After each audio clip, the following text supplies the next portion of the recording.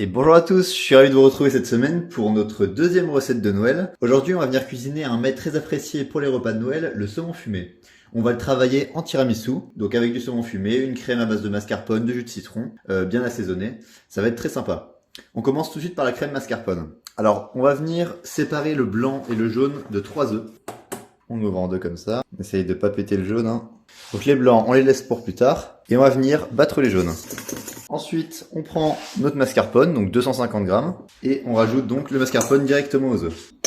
Une fois que c'est fait, on mélange. Le but, c'est d'avoir une pâte un peu plus lisse. Voilà, comme ceci. Et à présent, on va monter les blancs en neige. Si vous êtes motivé, vous pouvez les monter avec un fouet. Moi, je vais prendre plutôt un batteur électrique. Voilà, mes blancs sont montés. On va pouvoir les ajouter directement à la préparation. On prend une première partie et on cherche plutôt à enrober le mélange pour ne pas casser la mousse. On enveloppe bien. En délicatesse. On réserve ça de côté, on va passer à l'assaisonnement. On va presser le jus d'un demi-citron. Voilà, on a notre jus.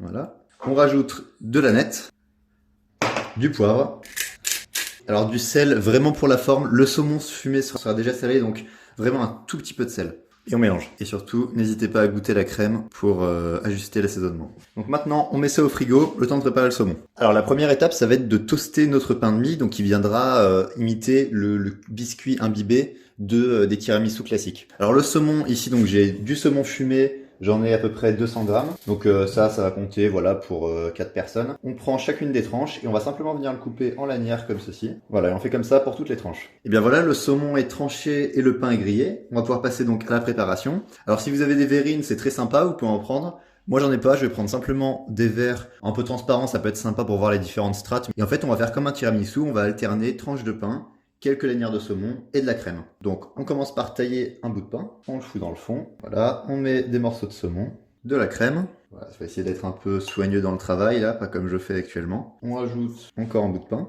des tranches de saumon et de la crème. Sur le haut, on finit avec un bout de saumon, très bien, un petit peu d'aneth pour rappeler les ingrédients qu'on a mis. Et votre verrine est prête. Maintenant il suffit de répéter l'opération pour les autres. Ça part au frais pendant 2 heures et il n'y a plus qu'à déguster. J'espère que cette recette vous plaira, que vous prendrez du plaisir à la refaire et on se retrouve la semaine prochaine pour une nouvelle vidéo.